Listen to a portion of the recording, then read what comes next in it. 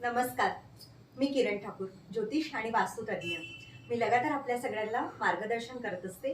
आपल्या सगळ्यांना माहिती आहे, शारदीय नवरात्र सुरू आहे आणि या 9 दिवसाच्या नवरात्रीमध्ये आपण आपल्या घरामध्ये सकारात्मकता कशी आणावी, नकारात्मकता कशा प्रकारे दूर जाणार, होम यज्ञ आपल्याला काय सांगतं, देवीचा आशीर्वाद आपण कशा प्रकारे घ्यायला पाहिजे, म्हणजे जेणेकरून आपल्या घरामध्ये सुख, समृद्धी, वैभव या तिन्ही गोष्टी आपल्या घरामध्ये येतील. तर जसं मी किरण ठाकूर, हे माझं स्वतःचं घर आहे. खूप जणांचे प्रश्न असतात की ताई तुम्ही कुठे राहता? मी पुण्यामध्ये राहते आणि आज मी पंचमीच्या दिवशी माझ्या घरी लक्ष्मी मातेचा होम यज्ञ केला आहे.